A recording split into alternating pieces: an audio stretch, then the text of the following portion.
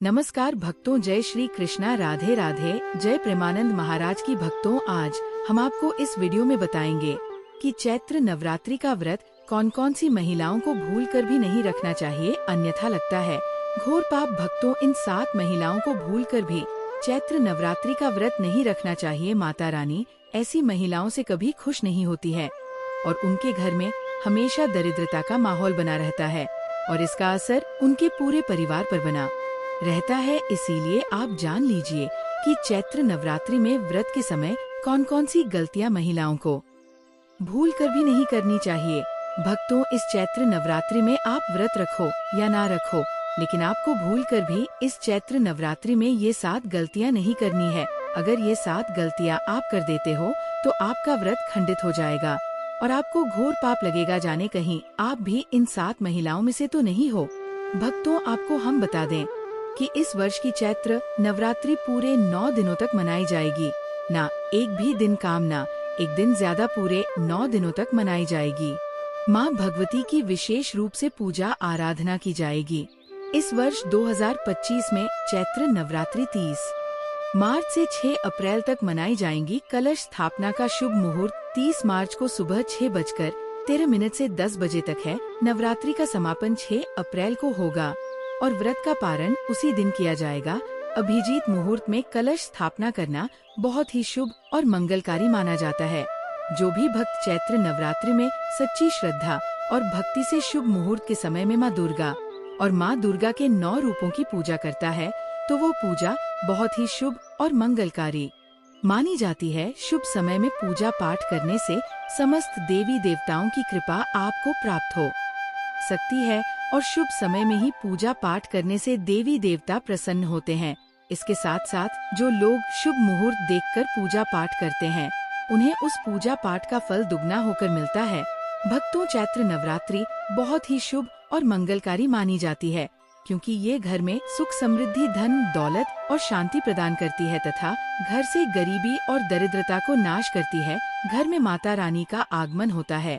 चैत्र नवरात्रि का व्रत हिंदू धर्म बहुत ही महत्वपूर्ण व्रत है जो कि माता की आराधना के लिए महिलाएं व पुरुष व्रत रखते हैं। लेकिन क्या आप जानते हैं कुछ ऐसी महिलाएं भी हैं जो इस व्रत को ना रखें तो अच्छा है, नहीं तो आपको माता रानी के क्रोध का सामना करना पड़ सकता है। मान्यताओं के अनुसार आज हम जिन महिलाओं के बारे में बात करने वाले हैं उन्हें नवरात्रि के व्रत से हमेशा दूर रहना चाहिए, नहीं तो आपके साथ कुछ बुरा हो सकता है। आपका पति किसी संकट में आ सकता है, ये आपके परिवार का कोई ना कोई सदस्य किसी ना किसी भारी मुसीबत में पड़ सकता है और घर में दरिद्रता का वास हो जाता है और माता लक्ष्मी हमेशा के लिए उस घर को छोड़कर चली जाती हैं।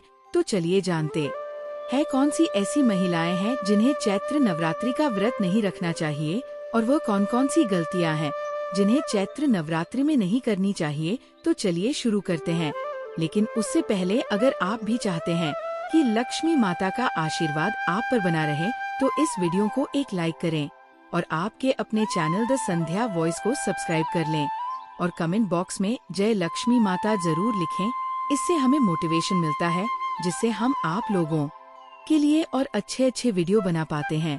और साथ ही आप अपनी राशि को कमेंट बॉक्स में जरूर लिख दें क्योंकि हम राशि से जुड़ा भाग्य भी बताते हैं और भाग्य में चल रही परेशानियों को तत्काल दूर करने के लिए आसान से आसान उपाय भी बताते हैं। इसलिए आप अपनी राशि कमेंट बॉक्स में जरूर लिख दें। नंबर 1, भक्तों, अगर आप चैत्र नवरात्रि के दौरान कोई भी व्रत या पूजा सिर्फ दिखावे के लिए करते हैं तो ये बहुत बड़ा पाप माना जाता है। ऐसा करने से न केवल आप देवी देवताओं का अपमान करते हैं बल्कि इसके दुष्परिणाम भी भुगतने पड़ते हैं।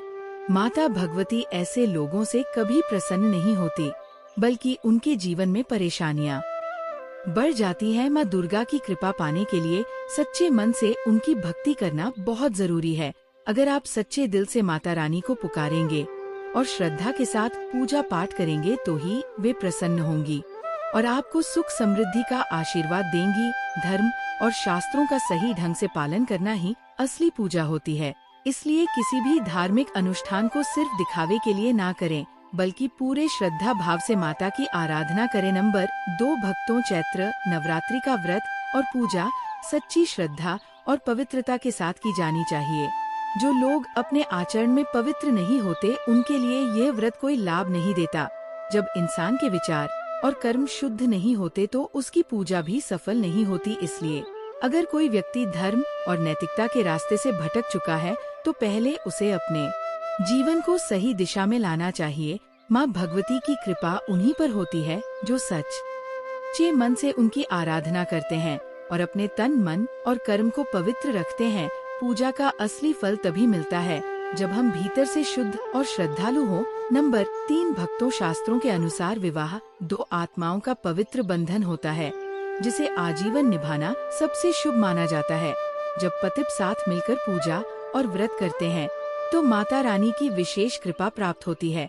अगर कोई दंपत्ति अलग हो चुका है तो ये जरूरी नहीं कि उनकी भक्ति स्वीकार ना हो, लेकिन शास्त्रों में ये बताया गया है कि माता रानी उस जोड़े से अधिक प्रसन्न होती है जो साथ में रहकर श्रद्धा और प्रेम से उनकी आराधना करता है। एकता और समर्पण से किया गया पूजा पाठ अधिक फलदायी होता है।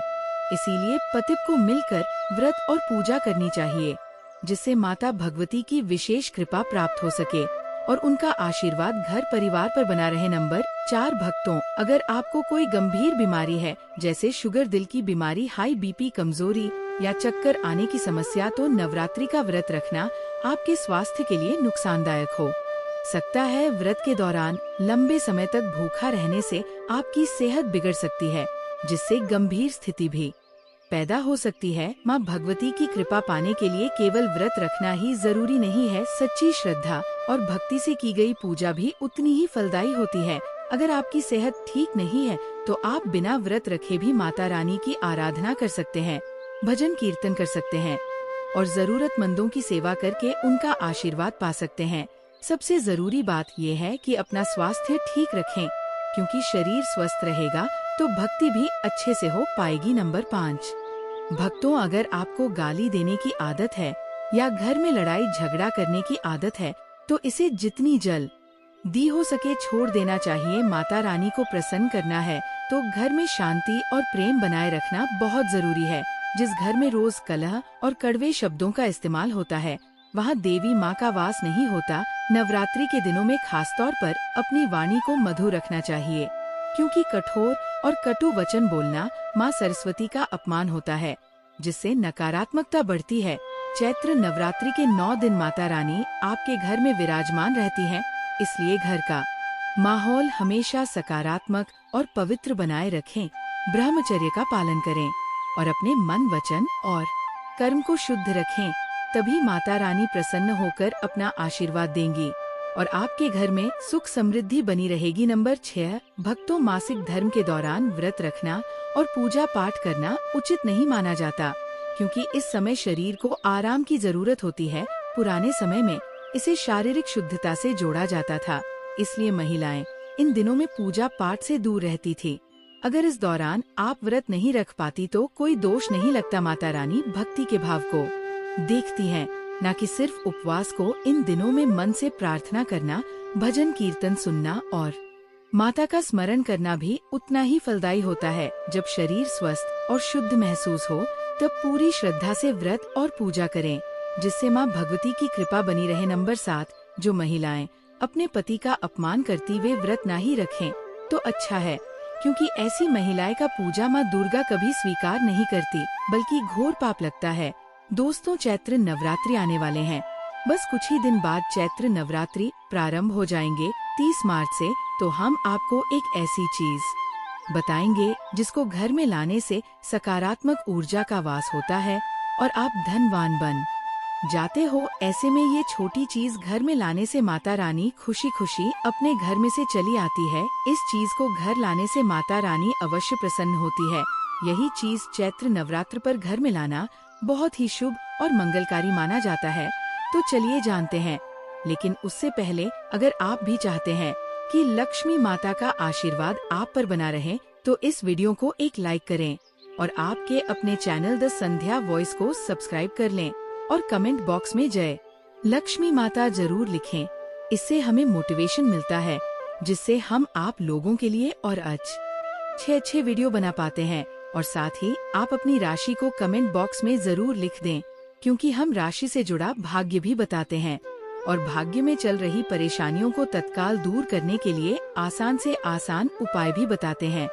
इसीलिए आप अपनी राशि कमेंट बॉक्स में जरूर लिख दें। नंबर 1, भक्तों, चैत्र नवरात्रि के दौरान 16 श्रृंगार का सामान घर में लाना बहुत ही शुभ माना जाता है। अगर इसे घर के मंदिर में रखा जाए या जहां माता रानी की स्थापना की गई हो वहां रखा जाए तो मां दुर्गा की विशेष कृपा प्राप्त होती है। इससे घर में सुख समृद्धि आती है और जीवन से दरिद्रता दूर होती है। शास्त्रों में बताया गया है कि नवरात्रि के 9 दिनों में 16 श्रृंगार का सामान माता रानी को अर्पित करना बहुत मंगलकारी होता है। ऐसा करने से पूरे वर्ष देवी माँ की कृपा बनी रहती है और परिवार पर सकारात्मक ऊर्जा का प्रभाव पड़ता है। माता रानी को प्रसन्न करने के लिए श्रद्धा और प्रेम से उनकी पूजा करें और इस शुभ वस्तु को उनके चरणों में अर्पित करें, जिससे आपके घर में हमेशा सुख, शांति और बरकत बनी रहे। नंबर 2, भक्तों, चैत्र नवरात्रि के अवसर पर घर में शंख और गंगाजल लाना बहुत शुभ माना जाता है। शास्त्रों के अनुसार जिस घर के मंदिर में शंख नहीं होता वहां देवी देवताओं का वास नहीं होता। शंख का सनातन धर्म में विशेष महत्व है और इसे नियमित रूप से बजाने से घर में सकारात्मक ऊर्जा बढ़ती है, नकारात्मकता दूर होती है और मां लक्ष्मी की विशेष कृपा प्राप्त होती है। इसी तरह गंगाजल को बहुत पवित्र माना जाता है। जिस घर के मंदिर में गंगाजल नहीं होता वह अपवित्र माना जाता है। गंगाजल रखने से घर का वातावरण शुद्ध और पवित्र बना रहता है। अगर गंगाजल लाना संभव ना हो तो किसी पवित्र स्थान या तीर्थ का जल लाकर घर में रखें, इससे भी वही शुभ फल प्राप्त होते हैं और देवी देवताओं की कृपा बनी रहती है। नंबर 3, भक्तों, चैत्र नवरात्रि के 9 दिनों में सोना, चांदी या तांबे के सिक्के घर के मंदिर में रखना बहुत शुभ माना जाता है। शास्त्रों के अनुसार इन धातुओं को विशेष रूप से नवरात्रि के दौरान घर में लाने से उनका फल कई गुना बढ़ जाता है। अगर ये सिक्के माता रानी के चरणों में अर्पित किए जाएं, तो देवी माँ अत्यंत प्रसन्न होती है और घर में सुख समृद्धि का वास होता है। ये न केवल आर्थिक रूप से शुभ होता है बल्कि घर की ऊर्जा भी सकारात्मक बनी रहती है। इसलिए नवरात्रि के दौरान इन धातुओं को मंदिर में जरूर रखें और पूरी श्रद्धा से माता रानी की पूजा करें, जिससे उनका आशीर्वाद सदा बना रहे। नंबर 4, भक्तों, चैत्र नवरात्रि के दौरान मोरपंख घर के मंदिर में रखना बहुत शुभ माना जाता है। माँ सरस्वती को मोरपंख अत्यंत प्रिय होता है और इसे मंदिर में रखने से कई लाभ मिलते हैं। विशेष रूप से नवरात्रि के दिनों में अगर इसे माता रानी के चरणों में अर्पित किया जाए तो देवी दुर्गा प्रसन्न होती है और घर में सुख शांति बनी रहती है। मोरपंख नकारात्मक ऊर्जा को दूर करता है और सकारात्मकता को बढ़ाता है। इसलिए नवरात्रि के दौरान इसे घर के मंदिर में जरूर रखें और श्रद्धा के साथ पूजा करें, जिससे देवी माँ की कृपा सदैव बनी रहे। भक्तों, अब बात करते हैं माता रानी को नवरात्रि में कौन सी चीज अर्पित कर सकते हैं। दोस्तों, भूलकर भी माता रानी को यह चीज कभी अर्पित मत करना, नहीं तो सारी जिंदगी बर्बाद रहोगे। जिंदगी भर रोने के सिवा कुछ नहीं मिलेगा। भक्तों, नंबर 1, भक्तों, हिंदू धर्म में नारियल को बहुत ही शुभ और पवित्र माना जाता है। इसे श्रीफल कहा जाता है, जो सुख, समृद्धि, धन, श्रद्धा और सम्मान का प्रतीक होता है। किसी भी मांगलिक कार्य में नारियल का विशेष महत्व होता है और बिना इसके पूजा अधूरी मानी जाती है। खासकर नवरात्रि के दौरान माता रानी की पूजा में नारियल का उपयोग किया जाता है। कई मंदिरों में तो नारियल से बलि भी दी जाती है और कलश स्थापना में भी इसे अनिवार्य रूप से रखा जाता है। नारियल कई प्रकार के होते हैं, एक हरा नारियल और दूसरा सूखा नारियल जिसके अंदर पानी भरा होता है।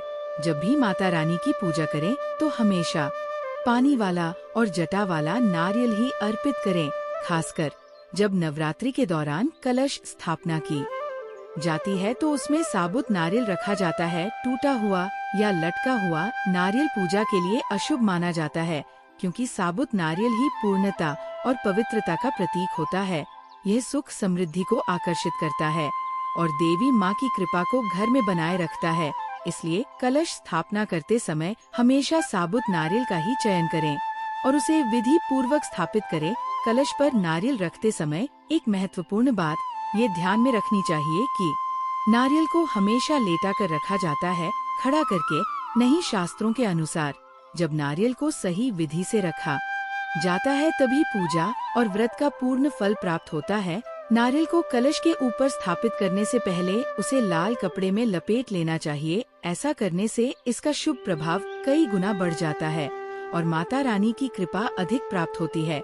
एक और महत्वपूर्ण बात ये है कि महिलाएं माता रानी को नारियल अर्पित कर सकती हैं, लेकिन उन्हें भूलकर भी नारियल नहीं तोड़ना चाहिए। इसका कारण ये है कि नारियल को बीज रूप माना जाता है और महिलाएं स्वयं भी बीज रूप होती है, क्योंकि वे शिशु को जन्म देती है।